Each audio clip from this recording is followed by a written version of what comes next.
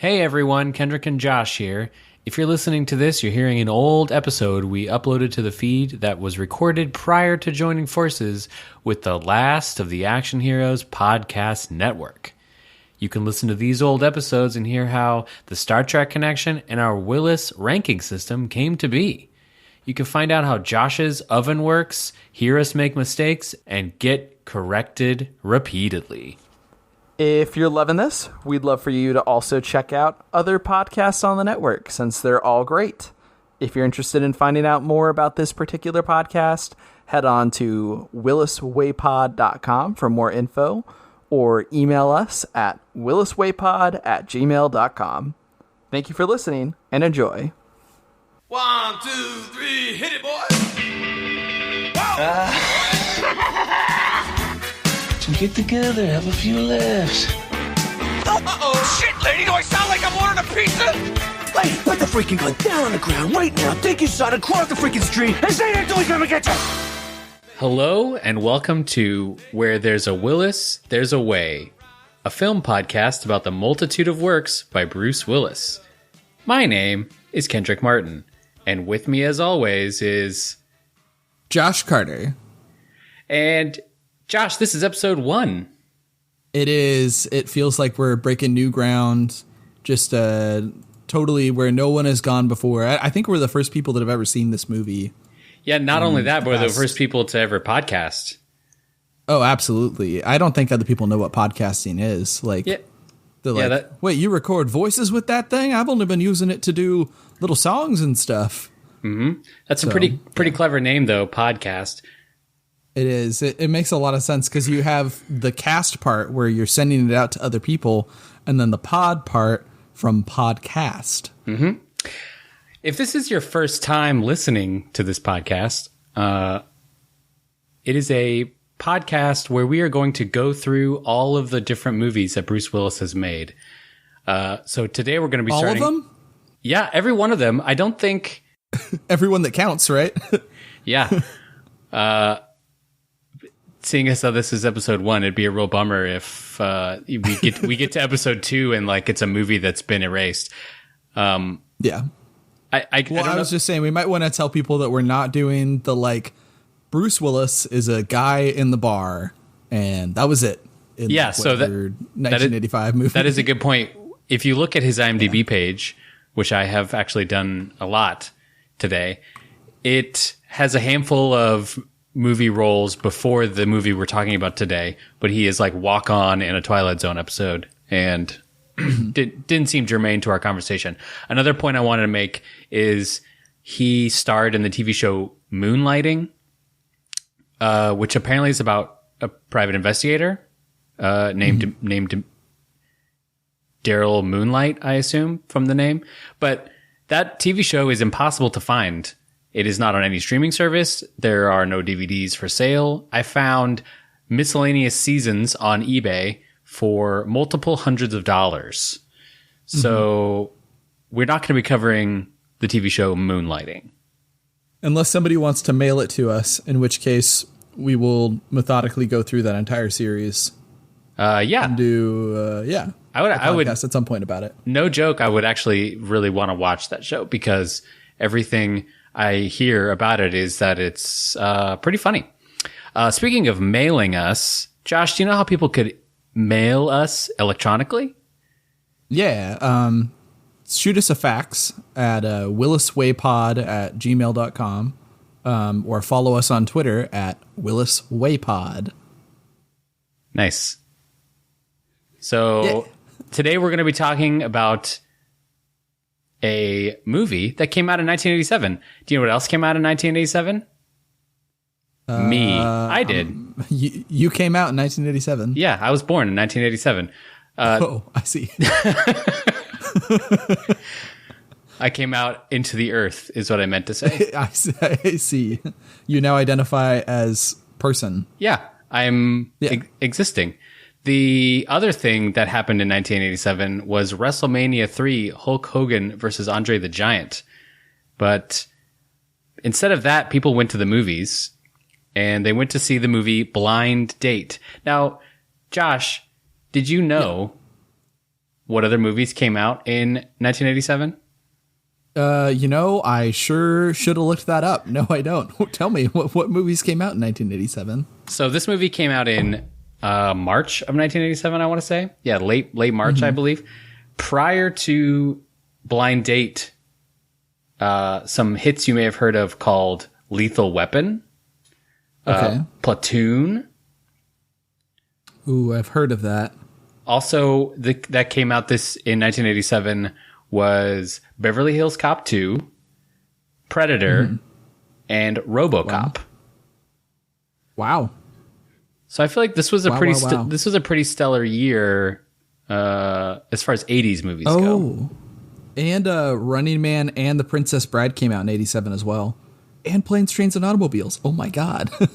Yeah, what a year. It was a good year for releases. And Blind Date was the #1 release for the one weekend it came out. So Wow, all the way to the top, huh? Yeah. I'm going to read the IMDb description of Blind Date. It is, a workaholic needs a date for a dinner with a new important clientele, but who his brother sets him up with could lead to disaster. Yeah, so what we're going to do on this podcast is we're just going to start out and then do the kind of read over the movie plot real quick, and then we'll start going into our thoughts about it. So I have many thoughts about this movie, but I'm going to go ahead and read over kind of the description of it on the Wikipedia article so that we can have a little bit of context for it, because I'm guessing that most people won't have seen this movie. All right. Probably true. Yeah, probably. So Walter Davis, Bruce Willis, allows his brother, Ted, Phil Hartman, to set him up on a blind date with his wife's cousin, Nadia, Kim Basinger. Nadia is shy, and the two experience some awkwardness. However, as the evening goes on, Nadia begins to drink and behave in a wild manner. A warning about her behavior under the influence of alcohol had been given by Ted's wife, but when Ted relayed the message to Walter, he made it sound like a joke and strongly hinted that Walter might actually benefit from giving her alcohol. To make matters worse, Nadia's jealous ex-boyfriend, David, played by John Larroquette, I don't know what his name is. Larroquette. John Larroquette shows up and exacerbates the situation by stalking the couple all night, assaulting and attempting to assault Walter several times, even ramming Walter's car with his own. Walter ends up being driven insane by Nadia's mishaps and David's pursuit. She gets him fired at the dinner. His car is destroyed after wreaking havoc at a party. Walter gets arrested for menacing David with a mugger's revolver. He even forces David to do a moonwalk before firing at the frightened man's feet. Nadia posts $10,000 in bail and agrees to marry David if he will help Walter avoid prison time. Before the wedding, Walter gives Nadia chocolates filled with brandy and attempts to sabotage the marriage. Chaos ensues. In the end, Nadia humiliates David by rejecting him to the delight of their guests as she and Walter decide to give their relationship another shot. The final scene shows Nadia and Walter on their honeymoon on a beach with a 2-liter bottle of Coca-Cola chilling instead of champagne. Wonderful. So, yeah, that's the movie. I've got so many thoughts on this movie. What was this your first time seeing this? I assume it was. Absolutely, yeah. Yeah. And did you go in? I don't want to make a blind watch joke, but I'm going to leave it there. But did you know anything? Did you look up the plot or anything about the movie before you watched it? I literally, here's how much I knew about the movie. Once I started watching it, I was like, man, this guy is totally just trying to be Phil Hartman. That's really sad. Wait a second. His voice sounds a lot like Phil Hartman. Oh my God, it's Phil Hartman. So that's how much I knew about this movie before I went into it. So I knew nothing. I went in totally without any sort of foreknowledge about it. I'm the same. And the only thing I knew was when I watched this movie on VOD, and when I was going to purchase it, it shows presumably the box cover of the movie poster, and it is Bruce Willis in like a very haggard suit that's all torn up and covered in dirt. and there's like some quip that is coming out of a speech bubble saying something about how hard his life is and does anyone have $10,000. So that's all I knew before going into this. And just right off the bat, that's an interesting thing you point out is how many famous names are in this movie, because this is Bruce Willis's first starring role, and he's coming out of the Moonlighting fame, which at the time, I don't think when I was reading a review on Bruce Willis's career, they talked about how few actors of that time made the television to movie transition. It was basically Bruce Willis and George Clooney, who were big TV stars in the 80s, and kind of transitioned that to Hollywood movies. Interesting. So it was pretty fascinating. I just kept going like, oh my gosh, what other famous characters are we going to see in this movie? Our boy Armin Shimmerman was in it for like a hot second. You're referring to Deep Space Nine's Quark? Everyone's favorite Ferengi Quark was a French waiter in it, and it looks like he prepared really well for the role because he had to learn a bunch of French things. Or he speaks French. I'm guessing he doesn't, but yeah. You never know. That was the scene at the diner, which we'll be talking about later, I'm sure. Was definitely one of my favorite scenes. Another bit of trivia for you on this movie. Did you know that when it was originally written, this movie was intended to star Madonna and Sean Penn, who had I did know that recently gotten married. My roommate told me that. Yeah. And that's crazy. They couldn't find a director for the movie, and so they backed out, and then the movie kind of languished until Blake Edwards picked it up. And who recast Bruce Willis and Kim Basinger. I think, do you think how different of a movie this would be if it had starred Sean Penn and Madonna? I'm not actually sure. Like, I think that Kim Basinger did a really, really great job, so I don't really think I could have seen Madonna doing as well. Sean Penn's like an actor's actor, though. So, I don't know. I feel like Sean Penn would have done the guy part better, and then Madonna would have done the girl part worse. So, if I'm being real, that's fair. I think most of my complaints came from the way the characters were written, and I think the Nadia character was kind of hamstrung by the way she was written, and I don't know if Madonna had played that role, would have been written differently, but I thought you're right. Kim Basinger's performance was like very excellent. Yeah, she was really good in the movie, I thought. Bruce Willis is a little bit all over the board for me in the movie. Like when he's going crazy, like 2/3 of the way through the movie, I was like not really buying it. His whole like ruining her whole like party thing because she ruined his thing. I just wasn't really buying it at all.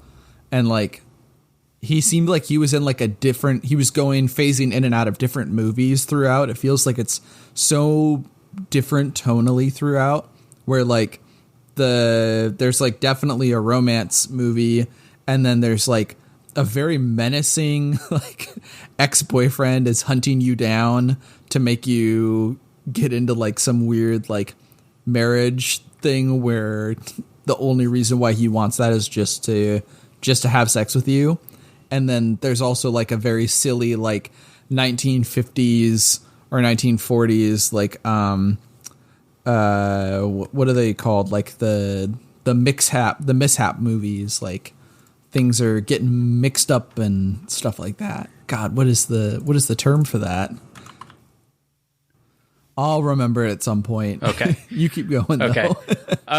You're right. Bruce Willis' character does seem all over the place. So at the beginning, he's playing a fairly down-to-earth businessman.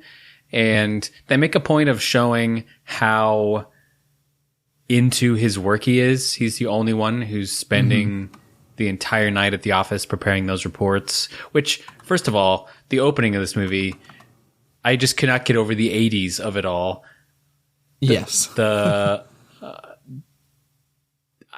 recently watched Working Girl with Screwball comedy. That's what I'm talking about. Oh, okay. Yeah. Yeah. Yeah. Yeah. So I recently watched Working Girl with Harrison Ford, and also set in this around the same time. And it is reminded me of how many 80s movies exist, or even early 90s movies, where the characters work in the most gennaro office, and they just seem to do like office things. I know that Bruce Willis's character has something to do with financial funds, and he's moving money around for that Japanese businessman. But other than that, it is like you have no idea what his job is. You just know that he has a lot of reports he has to make and a lot of pie charts that he has to get up on that screen. And it's definitely not important enough to the screenwriters to tell us. No, or exactly. The director, exactly. So we don't know. And that's what that's what is like. So it's very common in those movies is just you just need to know that they're working at the business. Yeah. I work at the business factory. Yeah, exactly. Business. Yeah. Like, yeah, it's exactly what it feels like. It's like, Johnson, get those reports done. We have a client. But so Bruce Willis, right away, sir. Yeah. Bruce Willis goes from that character to his like Home Alone kid at the end. Yeah. At the end of the movie, there's it's like a 20-minute long scene. It is straight out of like a Three Stooges movie where they're opening doors, closing doors, running across hallways. Very different from like nerd Bruce Willis at the beginning of the movie. Yeah, it's the last like 20 minutes is tonally so jarring to me. It was like honestly a little bit hard to watch. I was like, how much is left of this movie? I'm like, 20 minutes? How? Yeah. I had the same thought because the movie is, I want to say 96 minutes long. And I sat down and I was like, okay, that's a good short movie. I'm not going to be overwhelmed. If this is bad, I can easily make it through. And it was about that last 20-minute mark. And I was like, what? How much more can this movie have?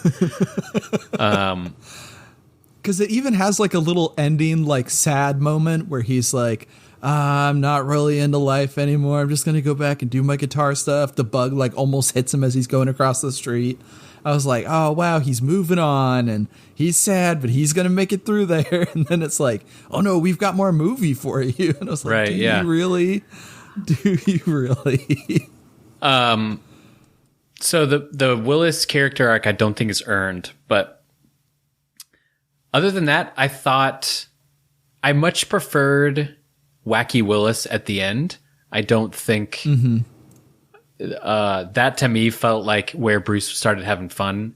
I didn't buy for a second when he was trying to stop the character of Nadia from wreaking havoc in that dinner scene when she starts tearing off with the jacket pocket. Which have you ever seen someone just rip a jacket pocket off? I have never seen that before, and the fact that was just a running gag through this whole movie, I found was delightful.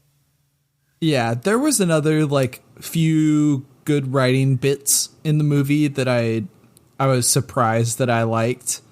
Like the whole I just love candy like actually came back at the end, and I was like, all right, I could see where they were going with that. It makes me happy if a movie has writing that tries, and this movie's writing does try a lot. I always appreciate that sort of stuff. I agree. So Blake Edwards directed this, and he worked with Dale Launer to write it, and it was produced by Tony Adams. And I believe all of them had worked together on Pink Panther works throughout the years prior. Their career had a lot of Pink Panther in it, and I didn't know that before going into this, but after learning that, you can see that element of comedic storytelling definitely comes out, especially in the latter half of that movie. But one of my like favorite running gags is the ex-boyfriend character David, played by John Larroquette, who just keeps running his car into things, including a flour, like a baking flour factory or whatever. And oh my God, like the walls are made of cardboard and the inside of the factory is just like in and of itself a flour bag that it just like poofs out. I was like, what sort of nonsense is the storage capacity within this place? So those moments when that car ran into that, the paint shop and the pet store and the flower store, that's when I really started to get on board with this movie. Up until then, I thought it was a very generic rom-com, that was just going like, I would have placed it solely in the rom-com category, but those slapstick moments made me kind of realize much more of the potential that was coming up for me. Yeah, I guess the thing that I wasn't as crazy about is that none of those like moments felt like they had like a build up and then an earning moment too. Like if at the beginning when we were introduced to David, he's like, "Hey, listen, lady, there's 3 things that I hate more than people who leave me, and that's pets, flour, and whatever the fuck he ran into, and paint." And then he runs into those 3 things, I would have appreciated it more. All of them just felt like I was like, here we go again for me. But your mileage obviously varied. And I also probably should say I don't really like slapstick at all. So like this probably isn't really the movie for me if I'm responding that way, I think. But, you know, I didn't think of myself as someone who enjoyed slapstick either, but I'm wondering if maybe my tone is changing, because I do find slapstick comedy to be like one of the funnier comedies that I enjoy are slapstick movies. Mm-hmm. I still don't think that this movie deserves higher praise than what it got. I think Roger Ebert gave it 2.5 out of 4 stars. So I think that's like a square rating for this movie. Yeah, that's pretty much what I gave it on Letterboxd. I think I gave it 1.5 stars. Yeah, that's a fair ranking. What do you think about the role that alcohol plays in this movie? I don't know. It's interesting. I feel like the alcohol was maybe like a little bit too cliche for me. 'Cause like people that are actually like allergic to alcohol, at least my coworker who was, she would just like get affected really quickly and then get very sick very quickly. And so we didn't really see her get sick. She just went crazy. And I was like, I don't know that I totally buy it, but I did like their commitment to it. So like it's kind of a catch-22. Like you didn't really get me with it on the beginning, but because you're following through with your idea, I guess I'm on board. I don't know. That's kind of how I felt with it throughout. And then the alcohol usage towards the end of the movie was very satisfying from a narrative point of view, pretty problematic from a like moral point of view. But it was overall the end bit of the movie, like the last 20 minutes. I think I liked that more than I liked the rest of it. But it was so disconnected from the rest of it that it was like hard for me to appreciate it. I don't know. I agree. I think if they had fast forwarded the actual blind date of the date a little more, that ending scene, really starting with when Walter Davis, the character played by Bruce Willis, when he goes to court and there's that ridiculous judge, and then you find out David comes in and is his defense attorney, and then you find out later that David's the judge's son, which has to be against some sort of law that you can have a judge parent preside over a case that has his son in it. But there was a joke about David makes a joke about swearing on his mother's grave, and the dad judge makes a comment about how she's still alive. And then when you realize that they're all family, that joke plays even better.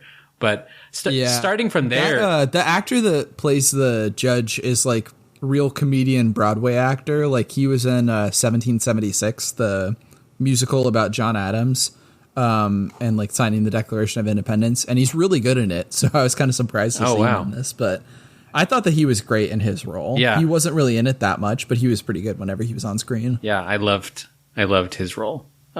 Starting from there, I enjoyed it a lot more than the first part of the movie. Let me ask you something. Other than the car scenes, do you think that this would have worked pretty well as a stage play? I think it's possible. I think the movie is pretty high paced and relies a lot on scene transitions. So they go from car to nightclub to jail to bedroom to wedding, and I think a lot of that would be harder to do on stage, where you have to like do some massive set rearranging. Yeah, I don't know. I guess the only reason why I was thinking about that is that there's like maybe 3 or 4 scenes that are like really, really long scenes, like very extended sequences at certain places. Like there's like the dinner sequence that goes on for like quite a while. The sequence at the art museum before that went on for a little bit. The nightclub one goes on for a hot minute, and then that like court scene and the final scene as well. There's like a lot of like really long scenes, it feels like, but that was, I guess, the main reason why I was asking it. Yeah, I think what I kept thinking about this movie was it's like someone took a collection of Monty Python sketches and decided to make a movie about it. Now, maybe that's just because Monty Python revels in witty wordplay and slapstick, which this movie has both of. So I may have just been making the mental connection. But take, for example, the dog at the end of the movie. The dog is always barking at Bruce Willis and like always finding him. And then the butler character is having to run around and take care of him. And then you see him like lure him into a cage. There's a whole bit about him getting lured into a cage. That part, I like, as soon as he grabbed the whip off of him, or not the whip, the belt off of his body, I was like, oh no, he's gonna totally whip the dog. It's that time of like movie making, isn't it? And then he like does something arguably worse, and I was like, oh no, I was not ready for that much skin. Yeah I was just like, what on earth? Yeah, same. It was a lot. That like end bit was pretty great though, and like this butler guy, he gets introduced like 20 minutes of the movie left, and he's like one of the best characters in the movie. I agree. I don't know. We haven't talked a lot about our personal histories with Bruce Willis and his overall movie collection. There's a lot I haven't seen, but can you see any of the work he's doing in this movie progressing, or do you find modern day Bruce Willis to be pretty unrecognizable from this character?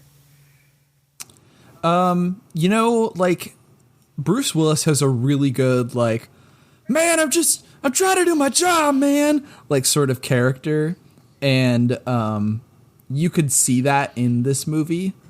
Like I guess like every movie that he's in kind of feels like it has like a Bruce Willis freak out moment, and that you could definitely see like how that kind of is in this moment, and then it just gets kind of like better from there.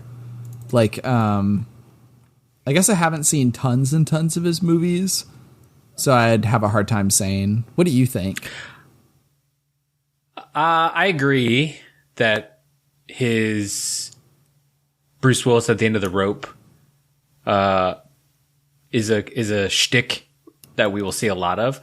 I think One of the things that surprised me the most about this movie, and it probably shouldn't if I had read anything about it beforehand, but was how funny it was. Because I feel like when I think of Bruce Willis, I think of kind of a grumpy action star who's kind of pulled into kind of a similar to maybe The Rock or other actors who are action stars, but they can be tricked into having a good time in movies. So they'll usually start their character arc as like grumpy, living alone, and like a kid will come along and redeem them. And then at the end, they're like a dad, but grumpy.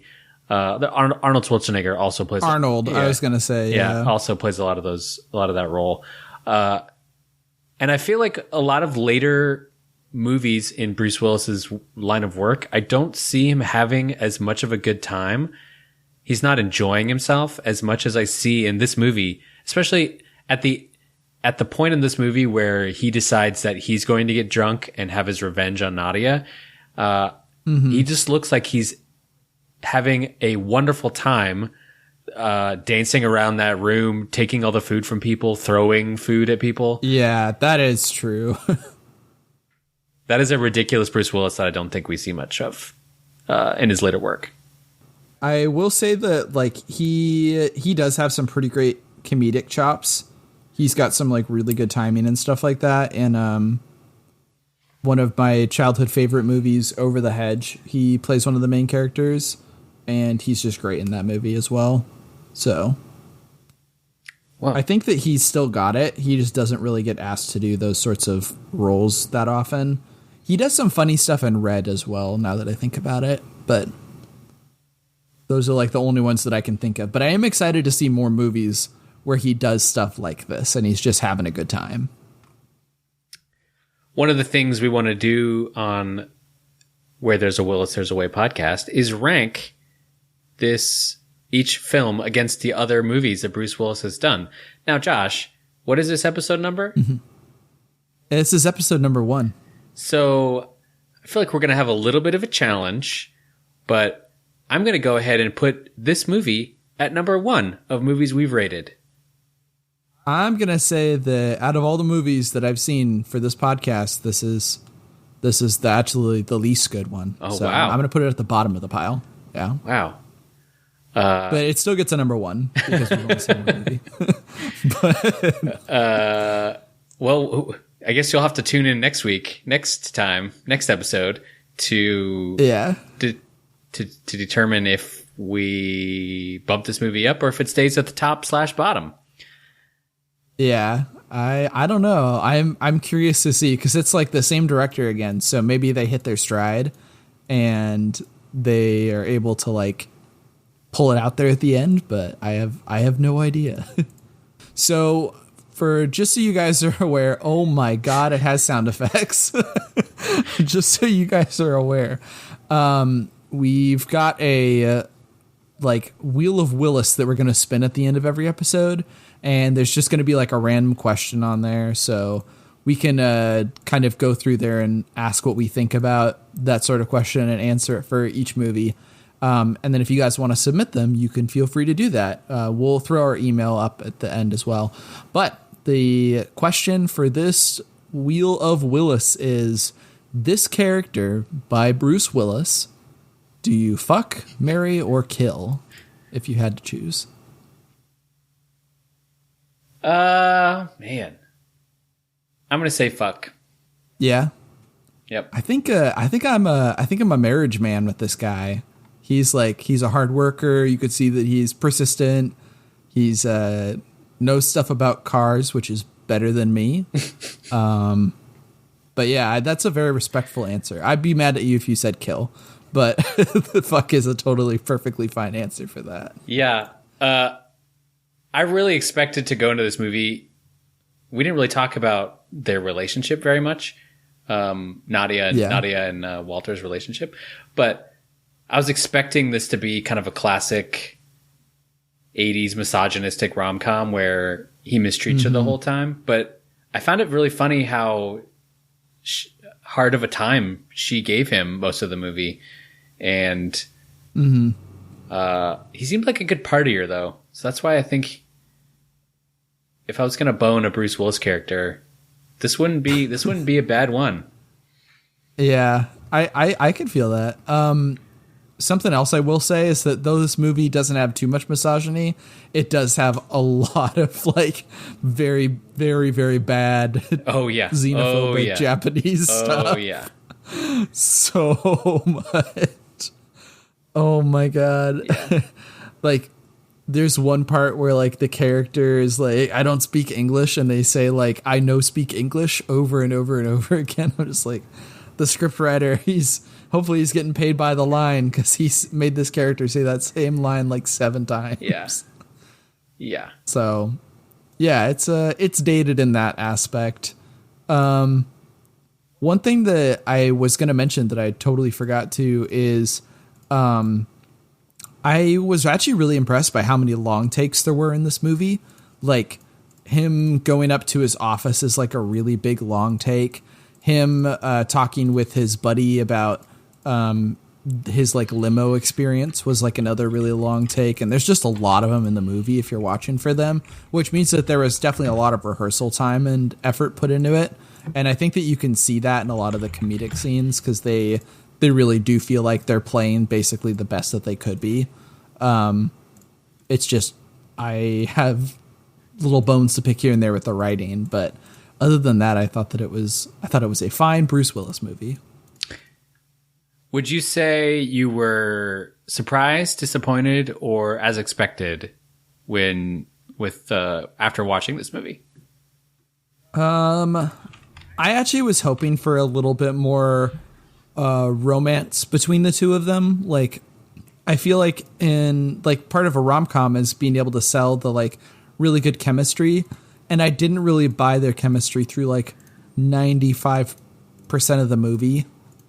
Like sometimes it was okay, but usually I was like, I don't really buy that you guys are like strangers at first sight falling for each other. It's like a lot of like them doing like stares, like, and this is not at all on Kim Basinger. She's doing a great job.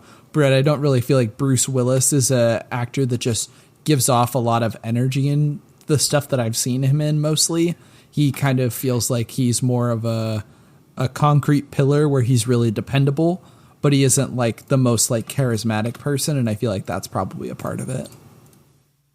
Yeah, that's a really good point. One thing I was going to ask about is what did you think about the usage of alcohol in the movie? Because you asked me about it, and now I'm curious to know. I thought it was an interesting plot device. I felt like the kind of off-on ability for the ridiculousness was a little bit over the top. I didn't like how it was one sip of champagne and suddenly she becomes this wackadoo, ridiculous character. Mm-hmm. If I think we could have seen that the character of Nadia with a little more range, if you had seen her with both a ramp up and a ramp down. She goes from straight manic to hungover really quickly. One thing I did like about it though was they used it as a way for her to be like a strong, no holds barred female character, which I don't feel like was super common then. And I don't know. I think this movie could have been done today without the alcohol and just being her being more brash than what Bruce Willis expected. And then he kind of starts to fall in love with like her brashness and not having the off-on switch of alcohol making her kind of ridiculous. Because I feel like her in the diner, or not in the diner, in the restaurant where she's telling people kind of what she thinks, she's speaking French, standing up to the maitre d' and the waiter as they kind of talk down to Bruce Willis and he doesn't know how to pronounce the French words. I think that's like the character that we kind of enjoy. But then to make it seem like, oh, we have to give her alcohol in order to make her this crazy person, is kind of a bummer. And then at the end, like we read in the it's kind of a dated idea in the description, movie description that we read, they're drinking Coke on the beach. So that was the thing I didn't get. I was like, oh, ha ha ha, Coke's got to get their like sponsorship in there. And then once I read instead of champagne, I was like, oh my God, I'm a big dumb. Yeah. Of course they wouldn't have champagne. Yeah. But, yeah. Interesting. Funny times. Yeah. I'm excited to see where he goes from here. This, I mean, who knows? I don't know anything about Bruce Willis, so we'll see if he goes up from here. One can only hope. Yeah, let's see. So this movie, I'm going to pull up the box office for it real quick. So it made 39 million. Whew, 39,000. That would have been rough. Enough to pay off one guy's car. Rough. Yeah. And I don't think that we have a budget for it, so I have no idea how much it made. But I don't think that it made enough money to where it was, they wanted to see like a sequel or anything like that. Okay, so the total worldwide earnings is about 40 million for this movie, and it had an estimated budget of 18 million. So yeah, it definitely made its money back. I am curious as to if people were talking about sequels then as much as they are today. Again, you have to remember Bruce Willis was kind of not the big movie star he is today. He was a television star that people were tentatively casting in a movie. So would you watch a sequel of this movie, Blind Date 2? You know, I would for this podcast. I don't think I would otherwise.